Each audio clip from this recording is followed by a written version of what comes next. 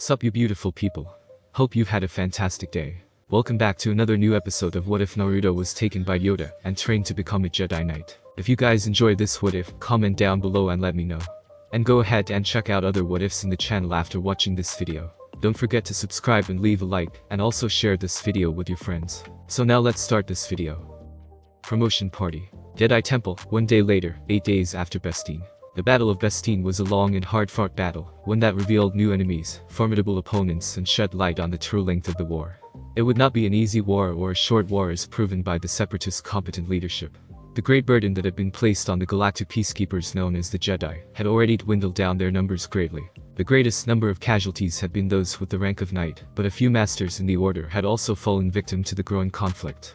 With the war spiraling out of control, the Jedi were forced to promote those who would previously be considered unqualified to higher ranks. This looming fact weighed heavily on the mind of the 10th Army General and Jedi Master, Naruto Uzumaki. Why the long face? Cheer up, Buttercup. You've just been made a Jedi Master. Most people would kill to be in your position. Siri tried to force the blonde Jedi's mood into higher spirits, to which he smiled only slightly. Thanks, I guess. Naruto replied as Siri rolled her eyes. Siri knew the demon that was plaguing his thoughts. Whatever he had faced on Bestine, it was not some ordinary Sith. From what she had been told, it was a four-armed cyborg that was capable of going toe-to-toe with experienced Jedi Masters. She was just glad that Naruto managed to get out alive. I'm still not happy that you went and got your lightsaber destroyed. Siri commented as Naruto nervously chuckled, but nothing seemed to bring him out of this slump. When Siri had found out that his lightsaber was destroyed, she was pissed. That crystal in that saber had been damn hard to find, and she would personally make that cyborg pay for that. Sorry about that, Naruto said, causing Siri to sigh before she smiled and grabbed his hand. Look, little brother. I know you've got a lot stressing you out, but the fact that you were able to survive a battle where even masters fell should be some sort of comfort. That monster is probably too strong for any one Jedi. So quit being a sourpuss and come party with your big sis, she stated before she dragged him, making their way to the airspeeder hangar and hopping into one of the transports. Where are we going? Naruto questioned as Siri hummed with a smile. I don't know, she said playfully, causing Naruto to pout as he folded his hands, letting things take their course. We're going to Dex's diner, aren't we? Naruto questioned as Siri looked at him, a bit surprised. How did you know? She questioned him as she drove the speeder towards the diner. Cause it's one of the few good places to eat on this planet that's affordable, and Dex is probably the only person in the known galaxy that knows how to make ramen. Naruto explained as Siri sighed. The owner, Dexter Jetster, only ever learned how to make ramen because young Naruto had complained so much the bestless cook finally caved in. Spot on, and it's my treat too, she muttered, a bit surprised that Naruto knew her so well. It didn't take long before they arrived at the location, which was oddly not as busy as it was supposed to be. As business is down these days, Naruto said to himself as he got off the speeder. The war was still rather new, and already its effects had already begun to surface. The Republic was going under rapid militarization, recruitment for the Guard was in full swing, and supplies were being rationed. Even though Coruscant itself hadn't been attacked in 1,000 years, it didn't mean that it was safe and secure. Oh, don't be so sure, Siri said with a smirk as she opened the door, revealing a cadre of Jedi that Naruto knew quite well. Kenobi, K-Mars, and even Master Fisto and Shakti had made it out. Well, if it isn't Master Uzumaki himself, Obi-Wan commented as he walked up to the two. Naruto was surprised to see everyone here on such short notice. So this is an actual party, Naruto said as Siri nodded with a grin. Maybe he didn't know her as well as he assumed. I don't mean to rush things, but can we get the festivities going? I'm a bit peckish. Kid Fisto spoke from his seat as Naruto chuckled at his shy Cho teacher. He was broken out of his thoughts as something heavy attached itself to his shoulder. So I guess I got call you Master Naru now, huh? He heard Ahsoka say as Naruto looked down at her, a bit surprised. Nope, it's still Master Uzumaki, Naruto corrected her, causing her to pout. Even though they had just spoken yesterday, it had been quite a while since he had seen her before that. So this was a good opportunity. Just you wait. I'm gonna be a Padawan soon enough, she proclaimed. She was one of the best in her groups and would be becoming a Padawan soon. In response, Naruto just stared at her intensely. No, you're never becoming a Padawan. You'll be my little youngling forever, Ahsoka. Now that I'm a Jedi Master, I'll make sure you're never promoted. Ahsoka couldn't help but whine at the joke. Both of them knew that the day was coming that she would be forced into the war. The best he could do was to have her be his Padawan, that way he could keep a close watch on her. I have to say, these Agamarian soybeans are fantastic, Obi-Wan commented, already digging into the food. He had fully supported Naruto becoming a Jedi Master, and had voted in his favor since the beginning. It was the same with Plo Koon, Shakti, and even Kid Fisto. And quite expensive, Fisto commented as he looked at the menu. They cost over 36 credits. That was enough to buy a full meal and then some. Shakti shied away from the omnivores and bit into her meat dish. Tigrita didn't have those sharp teeth for nothing. Dex sighed as he prepared his pots for a hefty shift of cooking. With the war going on, the Murgashire system, where these beans mostly come from, joined the separatists. Shipments from their Ave stopped ever since the start of the war, so the beans are in a bit of a shortage. That's why they're so expensive now. People don't know the true value of something until they lose it. Dex responded and Naruto nodded to the last part. Many people had taken the 1,000 years of peace for granted, and now a war raged on the likes of which no one in the galaxy had seen. Naruto frowned as everyone's mood seemed a bit down. Come now. This is meant to be a party. Forget about the war for today. Dex, I want your best ramen for this boy, 10 bowls. Obi-Wan shouted as made room next to him. In his years with the Jedi, Naruto had told everyone about ramen, a food gifted to the people of his planet from the gods themselves, and had taught Dex what he knew about making it. It was simple to cook, but the noodles were time-consuming to make. Without Naruto, Dex wasn't sure if the item would turn him a profit. You got it, Obi-Wan. Dex replied, quickly getting to work as ever chuckled at the order. I hope your appetite hasn't changed. Plo Koon stated from behind the group. He walked up to the group who greeted him. It hasn't. I've tried everything, but I just can't get him to eat healthy. It's always ramen this, ramen that. It's probably a good thing that Dex was the only one that could make it. She replied as she rolled her eyes, causing Plo Koon to chuckle. Well, he couldn't be Naruto without his obsessions. He added as Siri nodded at that. It was what made him, well, him. Unique in his own way. I am not short. Master Plo, am I short? Ahsoka shouted out from her seat as Plo Koon began to laugh. Seemed like Naruto was teasing her again. I better take care of this, he said as he headed to the young Jedi hopeful. Siri merely chuckled at that. Much like with Siri, Naruto and Ahsoka had become like siblings, with Plo Koon being a father figure that brought the two together. He had trained one and discovered the other. It was so odd to see some of the most prestigious masters in the order be so bonded with one another, as if they were just a one big family. That's the effect Naruto has. She thought to herself with a warm smile. Truly, he was one of a kind. Obi-Wan. It's time to see who's the biggest heavyweight on Coruscant. Siri shouted through the ground as Kenobi shook his head in a mix of amusement and embarrassment. You're on, Tachi. He responded, quickly making her way to the challenger. She would show him that she wasn't about to be outdone yet. Naruto wasn't one to turn down ramen, and tonight would be no different, but while he waited he decided to excuse himself and stepped outside. He needed to be alone for a while. What's troubling you, young Naruto? The voice of Plo Koon came from behind. Naruto knew that he couldn't hide this from his master for long, so he finally confided in his former master. Yesterday, Naruto had been called in by the Jedi High Council, and in a 10-2 vote, had been promoted to the rank of master. Only CC Taiyan and Oppo Ancisis had opposed his promotion, though Mace Windu had been on the face of the matter for quite a while. Naruto was a relatively new knight. While Obi-Wan and Siri had to wait almost a decade before being promoted to master, Naruto had been elevated to the position after little more than 2 years. He hadn't felt that he'd earned it like his friends had, and for once he agreed with old man Ancisis. Part of him wanted to refuse, but he felt needed in the war, and so he took a position he wasn't entirely convinced he was ready for. This isn't coming from just me, Naruto. Even before the war, Master Fisto and Master Shakti had been advocating for your masterhood. I wouldn't have voted in your favor if I didn't think you were ready. The rank of master isn't something we hand out simply because times are tough. Plo Koon tried to wipe away his doubts. What if I feel like I did at Bestine and Devon? Those Jedi, those troopers that were under my command. They looked up to me and I couldn't protect them. Naruto asked. Ask the 4 Jedi Masters whose lives you saved if you really think you failed on Bestine. Ask Master Gallia if she thinks you failed at Fonder. Ask the dozen or so Jedi if they think you failed them on Geonosis. Plo Koon again reminded him of his accomplishments throughout the war. The Jedi are not flawless, Naruto. Even if you somehow were perfect, you can't be everywhere at once. Jedi will die in this war, and you have to teach yourself to let go. No one is promoted before they're ready, Naruto. If that were the cases, there would be hundreds of Jedi Masters instead of dozens. Master Plo, this war is only going to get more intense if something happens to me. Naruto clutched at his bandaged chest. Don't worry, I'll make sure Ahsoka is well protected. Plo Koon reassured his former Padawan and turned to head back in, confident that Naruto would follow him. When he didn't, he turned back to Naruto and spoke again. At least we'll finally get some peace and quiet from K-Mars about just how much of an injustice it was that you hadn't been promoted. At that, Naruto finally smiled. The Inner Rim Campaign. Kuriva System, 3 weeks after Bestine. Naruto hated being away for so long, too much paperwork to come back to. Frowning as he read a few more reports from the front.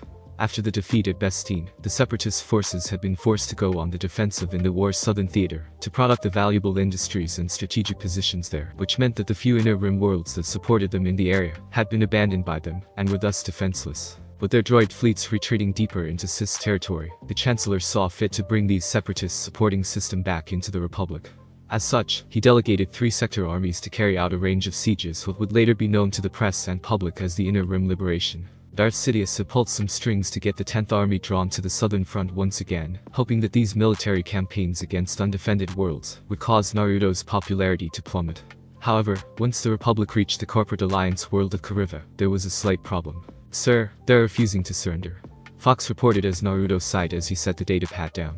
Naruto would never willingly attack a world that was more or less defenseless, even more so now that they had been abandoned by the Separatist fleet. These worlds had become discontent with the Republic ways of doing things, and saw a right to gain the ability to self-rule, but now they had been abandoned by the very military force that was to protect them.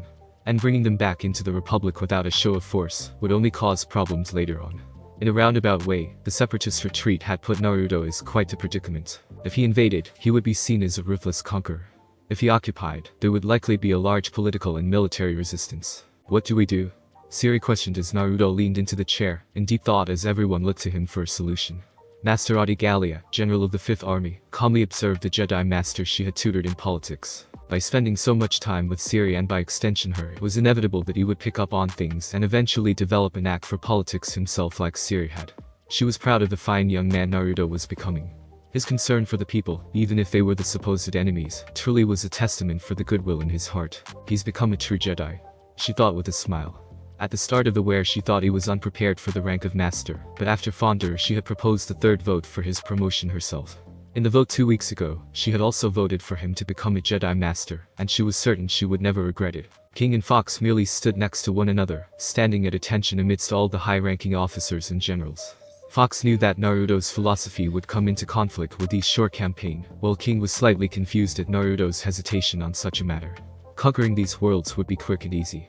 So why not simply take them, even if they resisted? Attacking them would make things worse.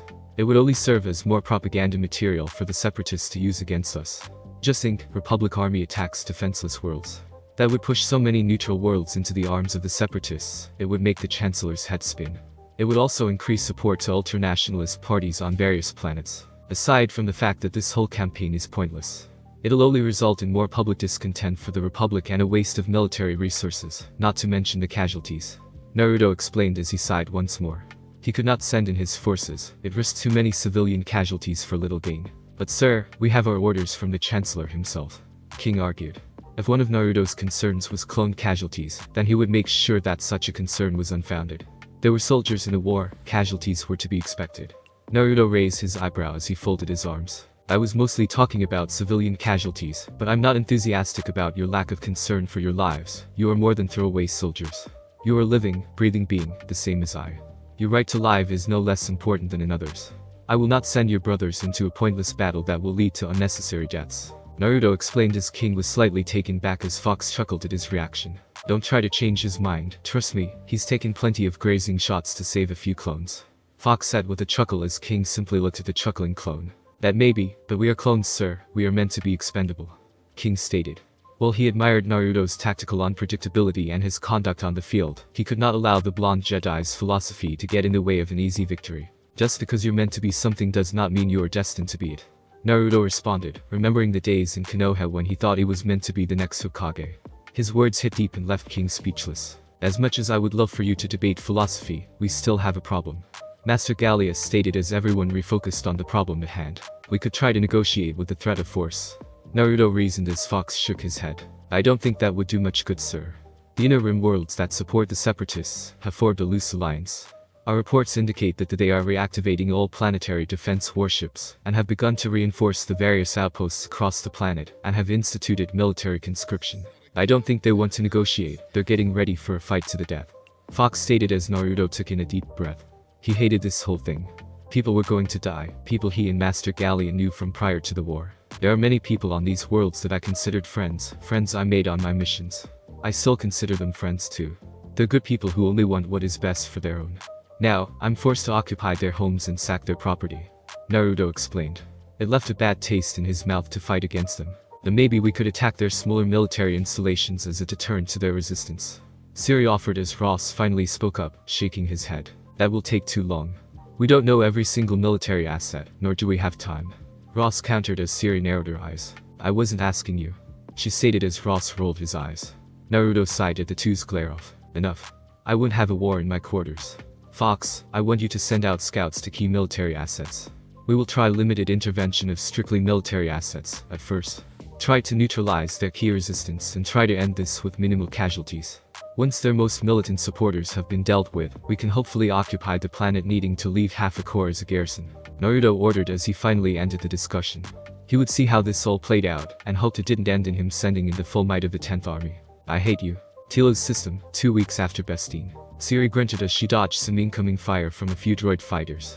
While Naruto was stuck back on the temple recovering and doing paperwork to replenish the losses they had suffered at Bestine, she was given the glorious task of seeing to it that the separatists didn't raid their supply convoys from Bonnevin, a major exporter of minerals and industrial goods in the corporate sector of the Outer Rim.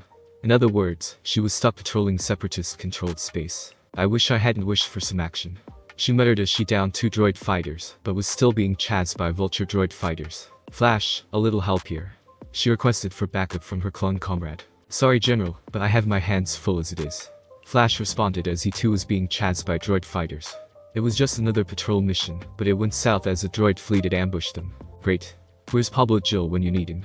She said as Flash chuckled at that. She spun her fighter before reversing the thrusters to get behind the droids, but it didn't work. Persistent little bastards, she commented. These droid fighters were different from the rest. It reminded her of a space Stradika. It was armed with 4 laser cannons, and seemed to carry a complement of a few Buzz droid missiles. My intelligence reports indicate it's a new interceptor class of droid fighters that the separatists have built. It features a more advanced AI for intense close dogfights, and also features heavier firepower. Rear Admiral Mark, recently promoted, said over the comms as Siri sarcastically thanked the man for the non-information. Thanks, but that doesn't really help me, she shouted as she turned into a spinning dive. Mark only sighed. He was taking care of the droid frigates, and their agility was making it hard to keep them pinned. Lately, the droid fleets in the Northern Theater had started changing tactics, likely as a result of General Grievous assuming command of the entire separatist military. They were now relying more on hit-and-run tactics which, given the speed most of their ships featured, had been strikingly effective. She was suddenly brought out of her brief daydream by Flash. Watch out, General. More of them coming from the hangar behind you, watch out, he screamed out over the comm channel. Siri had piloted her ship right in front of the Lucrehulk's hangar. Full spectrum jamming, now. Siri suddenly heard over the comm as her Delta 7's comm systems went offline. However, the brilliant ploy had fully disabled the tri-fighters emerging from the hangar. Siri visually scanned around her before seeing an orange-painted Venator much like Naruto's own, but there was a thick black stripe parting the middle of the hangar. Great, it was Ross. He was in the Pride leading a group of light cruisers and other support vessels, and with his orders, the tri-fighters were met with an intense barrage of laser fire that neared overkill. Ross really wanted to destroy the droids chasing after her. Well, that works, I guess, Siri stated as she turned her fighter, heading straight for one of the droid frigate. A little thank you would be nice, General, Ross said over the comms as Siri's eye twitched at the tone he was using. But I'm more concerned about the follow-up. Mark, approach from point 35 and open fire on the enemy command ship. You have about 30 seconds to get into position. That will put us right in their heavy turbo lasers line of fire, the Rear Admiral protested. Just do it, Zels. Ross barked and Zels had learned by now not to question him in these situations. The Repentance moved into position as ordered only to find that the enemy turbo lasers weren't firing on them. The dust and debris from the tri-fighters had clogged the Lucrehulk's turbo lasers, rendering them unable to turn and retaliate at Zels' high angle. As the 2 Venators ripped into the Lucrehulk's hull, the droid fighters suddenly went offline. Siri growled as her squadron of V-19s fired away at bridge of one of the supporting frigates, ripping right through the weakened shields, as the destruction of the bridge caused a chain reaction, causing explosions to rip throughout the frigate, completely destroying it. Not much later the other 2 frigates had been destroyed, and the battle was won. Fine work if I do say so myself. Ross completed his usual circle of self-gratification as Siri rolled her eyes. Ross could be such an ass most of the times, but there were few moments where he wasn't totally insufferable. When it came to raids on supply convoys like these, Ross was a master of engagement. The corporate sector hadn't suffered a single loss or delay of a convoy, now that he had been promoted to the rank of Fleet Admiral. He had taken to overseeing the defense of the Republic's shipping lanes personally. On board the Pride, I had it under control, Ross. Siri grumbled at Ross in the bridge corridor. She had tried reasoning with herself, denying that she needed his help. Ross chuckled at her denial. Clearly you didn't if you were asking your squadron for help, he said amidst his laughter. Siri puffed up and tried to look bigger than Ross, who had over half a foot in height over her at 6'3". His dark brown hair had grown longer in the past 3 months, and his bangs had started to drape over his eyes just like. She tried stopping herself from finishing the thought, not wanting to compare him to Ross, but she had already made the connection between Ross and Fierce.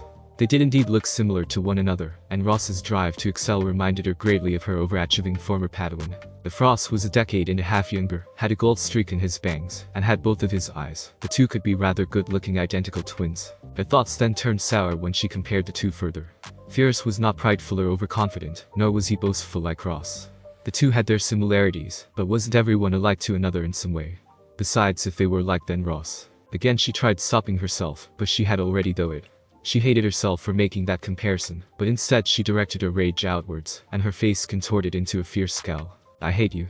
Siri's choice of words seemingly came out of nowhere, and Ross was taken aback by her vitriol. Surely he hadn't pushed her buttons that much, had he? For a brief moment, and even though he didn't understand why she had been so upset, Ross felt a twinge of guilt. Admiration. On board the Pride, Null System, 7 weeks after Bestine. Nearing the end of the 4th month of the Clone Wars, the Republic was finishing the Inner Rim Liberation campaign. Mechas 3 Kala IV and Yaghal, major separatist strongholds, with the only Inner Rim worlds left in separatist control at this point. Despite relatively low resistance in the earlier weeks, the separatists had mass-produced enough droids to make taking the last few worlds hellish for the Gar. The Republic had suffered enough losses that it was now necessary to recruit the next batch clone troopers off the simulations on Kamino, and by the start of the 5th, they were already being put to the test. Go. Fox ordered as Ross's flagship shook. A few hours ago they were heading to meet up with the rest of the 10th Fleet, but as they were about to make the jump, they were ambushed by a Lucrehulk, 2 Providence-class cruisers, and a horde of frigates and destroyers.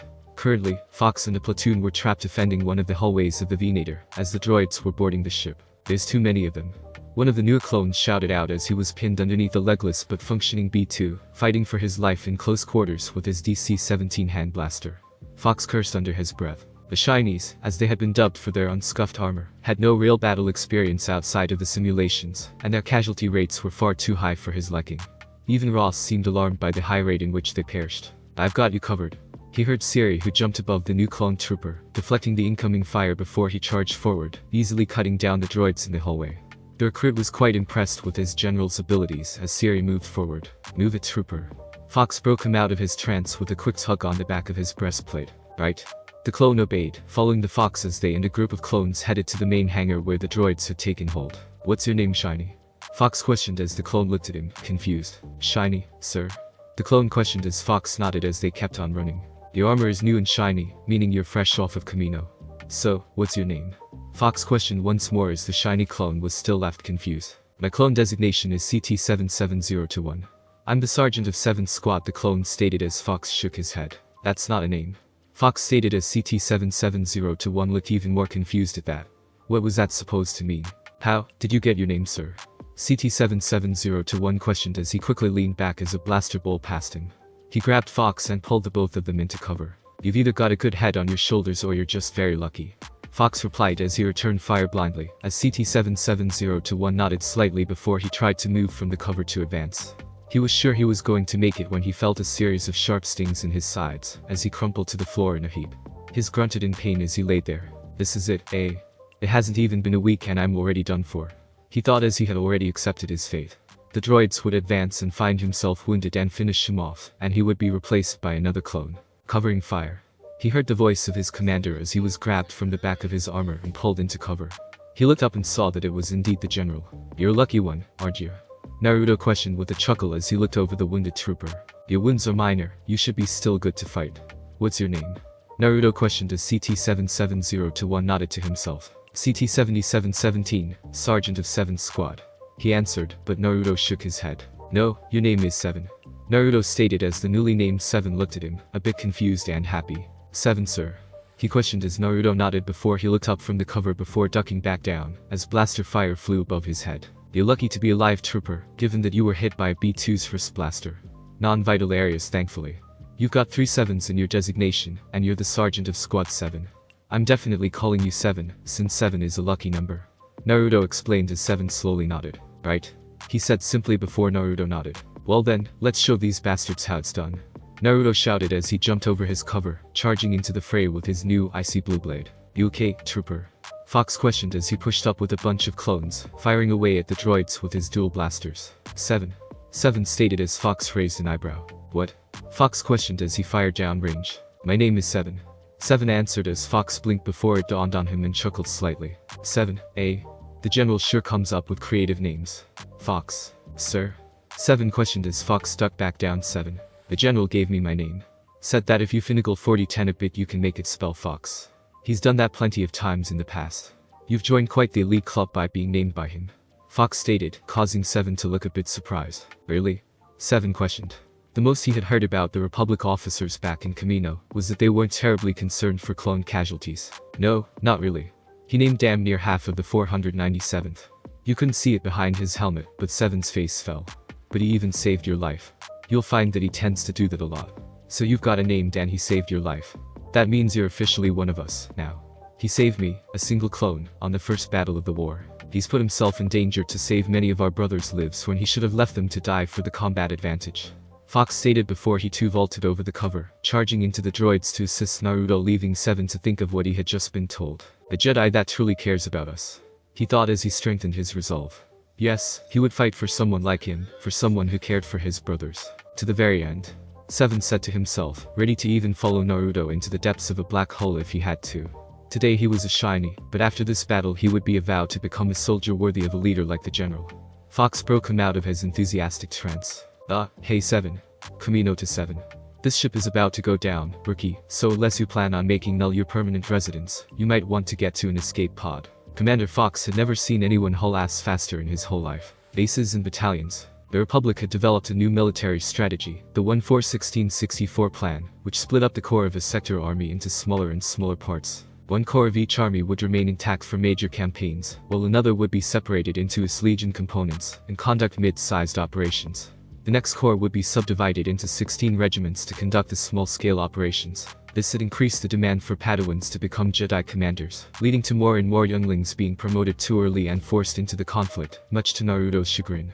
The final corps would be broken down into 64 battalions to conduct individual key missions. Naruto liked the plan, but he felt it assumed that all of the clones were identical in their methodology and mannerisms, and he had learned early on with the 497th that that was simply not true in the slightest. He felt it needed something more to accurately accommodate the different skill sets of a company or battalion. He was trying to work on something to improve it, and many of his officers had offered him help, but there were still pieces missing, and they were unable to develop a better system, so Naruto implemented it as is. 3.5 months into the conflict, one would say that the Clone Wars were in full swing. The Separatists had finished their conquest of most loyalist Outer Rim worlds, and established their power base, while the Republic's victory at Bastille had ruined any chances of a Confederate invasion of the core worlds in the near future. Only 2 months had passed since the decisive battle on Bastille. The Confederacy's defeat had opened up the possibility of recapturing many of the breakaway Inner Rim systems back into the Republic, a task that the newly promoted Jedi Master Naruto Uzumaki also found unpleasant. He had made too many acquaintances prior to the secession of the Confederacy to have conquering their worlds be the slightest bit pleasant. The time he spent as a Padawan training with Ciri had also been time indirectly spent with her master, Adi Gallia, who had a keen political mind and was a well-known diplomat. To avoid boredom, Naruto had become rather politically astute so that he could follow the conversations and goings-on in the Republic. As a result, he met many senators and diplomats and their families, and now, he was arresting those very people and seizing their resources to further the war. It left a bad taste in his mouth, but he was loyal to the Republic, and this was part of his job, so he bit his lips and carried on. He had managed to stay detached from the work so far, but this had left a good deal of frustration bubbling up inside him. When news of Bastille, one of the Separatists' key worlds in the Inner Rim, falling to the blonde Jedi General, people from all across the galaxy began to volunteer, and thousands volunteered specifically for the 10th Army, wishing to fight under the charismatic Jedi. Although many didn't get their wish fulfilled, the rapid expansion of the irregular forces was warmly embraced by Chancellor Palpatine. His patriotic speeches had inspired millions more to contribute in their own ways. Terrace, 10th Army Headquarters, 8 weeks after Bastille. More volunteers for the GAR. Naruto questioned as Ciri nodded, handing him a datapad. He sighed as he began to look through the information presented to him, although he still had the same number of clones, about 150,000, but nearly 5 times that many irregulars had joined up with him. A lot of Mandalorians that fought in the Civil War way back when. They have combat experience, but they're not exactly used to the rigid structure of a military. They're not much more than organized than a group of mercenaries or bounty hunters. Ciri explained as Naruto leaned back into his chair. Satine refused to remilitarize Mandalore in fears that some of the Warhawks might take control of it. As a response to her refusal, many pro-military supports, mostly youths who were inspired by Mandalore's warrior past, left Mandalore to fight in the Clone Wars, to fight with him. They've given up their citizenship on Mandalore just to be considered Republic citizens and soldiers. Naruto said with a tired sigh, causing Siri to raise an eyebrow. Is something wrong? We could use some volunteers to fill in the gap while more clones arrive. Siri commented as Naruto shook his head. They're just a bunch of kids who are high on the nostalgia of an era they never experienced. What will they do when the war is over? The need for soldiers would decline as the lack of a galactic war would slowly but surely lead to the decline of the military. Naruto explained as Siri furrowed her brow in comedic disbelief. Naruto was still younger than a lot of the volunteers here. He was just a scrawny 11-year-old boy when the war had started. I reckon that most of them, if they survive, will end up becoming bounty hunters. It'll be hell for any criminal or low-life scoundrel to make a living in about a decade or so. Siri theorized as Naruto nodded. Probably. They don't know it yet, but the Clone War is just a one big boot camp for future radicals, bounty hunters, and who knows what else. Naruto finished as he set the datapad aside. Anyways, how about we go get a fresh one? Operation Full Hammer is only a couple days away. We should relax and unwind for now. Naruto offered, causing Siri to smile. It wasn't every day that one got the chance to go out on terrace for their fine alcohol, but the 10th Army was the exception that proves the rule. Naruto and Palpatine had chosen Terrace for his army's headquarters wisely, as it was part of the Council of Neutral Systems under Duchess Satine Kryze. This meant that the neutral coalition would be guarded from separatist incursions, and that the Republic could keep a closer eye on the neutral systems to prevent them from joining the separatists. When Palpatine suggested it, Naruto agreed, but on the condition that he be allowed to manage the base without interference from the Chancellor's lackeys. Thus, he and his troops were able to repudiate the Republic's overbearing regulations and enjoy a pint of Tarisian ale, without worrying too much about some uptight stooge breathing down their neck. Naruto always made sure that at least half of his forces were sober at all times, but after tonight, no one would be out drinking. They had been joined with the 3rd Sector Army under General Luminara Unduli, and were about to enact the largest offensive of the war yet. I wonder if Ross's Nefangel flagship is finished yet. Naruto mentioned to Siri, who turned to him in confusion. Those new Star Destroyers. Didn't you hear? Siri only stared back at him blankly. Oh right, that was for Sector General's eyes only, oops. Siri scoffed at Naruto's carelessness. Even if he had become a Jedi Master and progressed greatly, he was still the same person underneath all that. Not a date. Jedi Temple, 9 days after Bestine. About a week had passed since the Battle of Bestine, and Naruto still felt the party from last night buzzing in his head. For the week, Naruto was mostly stuck in the Jedi Temple, performing some duties that were required of Jedi Masters. This is ridiculous. I should be out on the front lines fighting, not stuck here. Naruto commented as he went through datapad after datapad, holobook after holobook.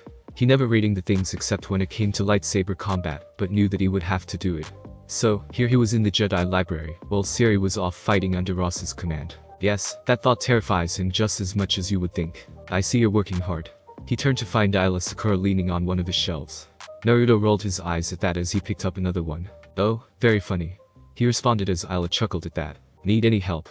She questioned as she took a seat next to him as Naruto shrugged. Hey, if you want to kill your brain cells, go ahead.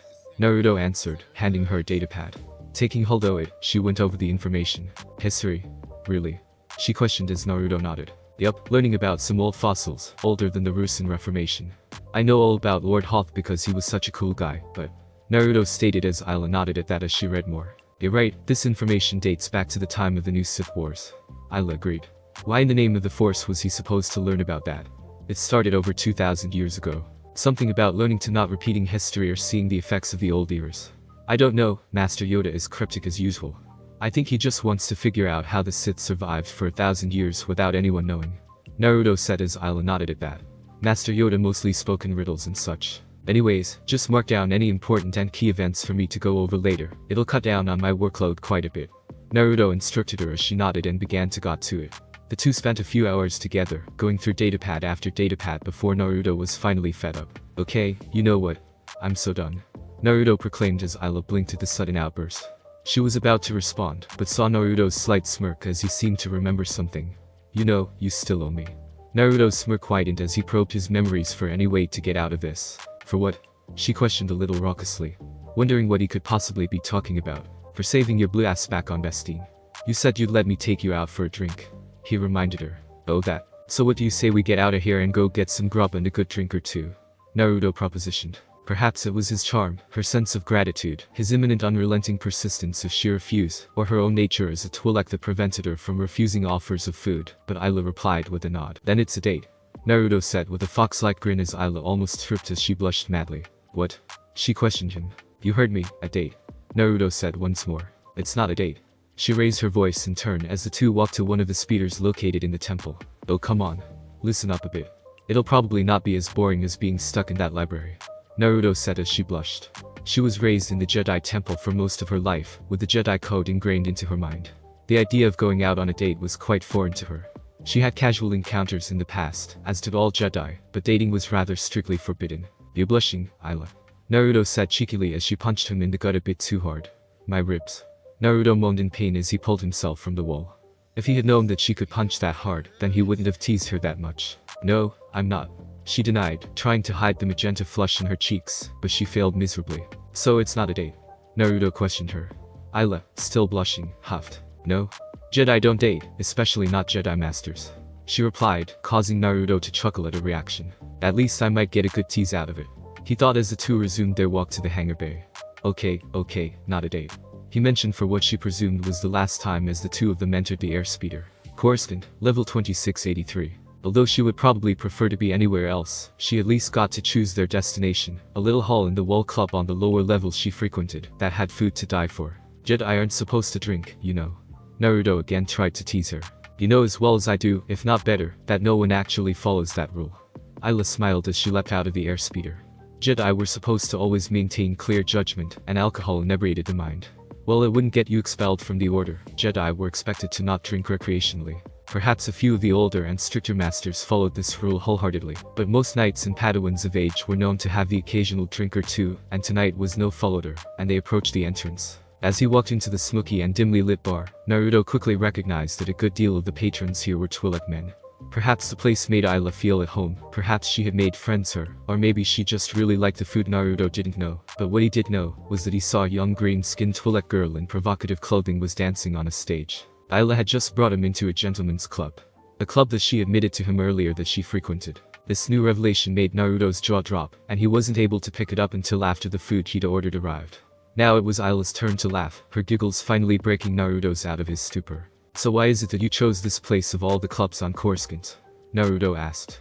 He had to know just why she knew and chose this place over the millions of more reputable establishments all across the Ecumenopolis. Oh, I first found this place over a decade ago. Master Quinn brought me here once before we returned from a mission. Ayla took a sip of her drink, while Naruto's brain scrambled to analyze this new information. Ayla wasn't quite yet 27, so Master Vos brought her here as a teenage Padawan. He knew the man had a reputation for being, well, crazy, but he didn't think they were so true. The food is great, the drinks are strong, and the entertainment is pretty decent, and it tends to keep people distracted. Ayla finished her entire drink with a brief gasp of air and a mischievous grin. And you like it here? Naruto gulped, anxious to know more. Do you think I would have picked this place for our date if I didn't like it? Ayla countered. Naruto saw his opening to turn the tables. I thought you specifically said this was not a date.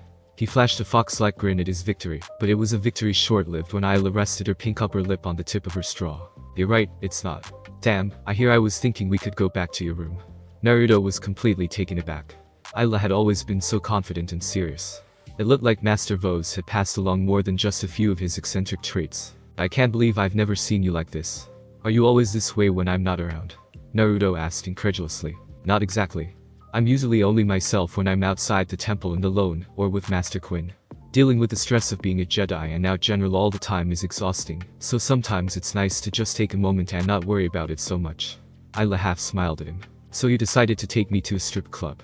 Naruto deadpanned. You were so stressed out reading those datapads that I thought I might take the time to teach you my own secret to unwinding. Ayla had noticed that Naruto, over the past couple months, had started to age considerably.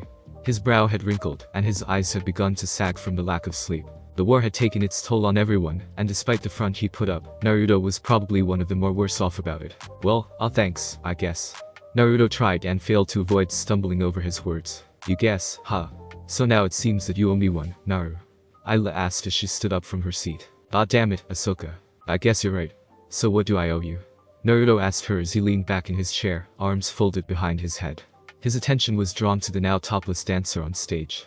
He missed Ayla's smile as she walked up to him, grabbed a fold of his shirt, and pulled him into a deep kiss. Naruto's eyes whitened before he realized just exactly what was happening. He folded in no time and began kissing her back just like in his dreams. Ayla suddenly broke the kiss and spoke into his ear. "Thank you for saving my life on Bestine, Naruto. I am truly grateful." Ayla laid some credits on the table before she sauntered out of the room and walked outside to get out of the smoky air. For as much and as long as she had wanted to do that, she couldn't let it happen again. Naruto had caught her eye ever since Geonosis. It's why she had requested to be put under his command. She hopped into the airspeeder and began her return to the temple. She knew now that pursuing anything with him, aside from the obvious breaking the Jedi Code, would only put more of a burden on his shoulders. Now that they were both masters commanding armies on the field of battle, they couldn't be bogged down by silly distractions. She was about halfway back to the temple when she realized she had left Naruto behind. Thanks for listening. I do hope you enjoyed. If you want the next part of this video, like, subscribe and comment down below, and turn on the bell notification. And also check out other videos that I have created and enjoy. See you in the next video. Peace.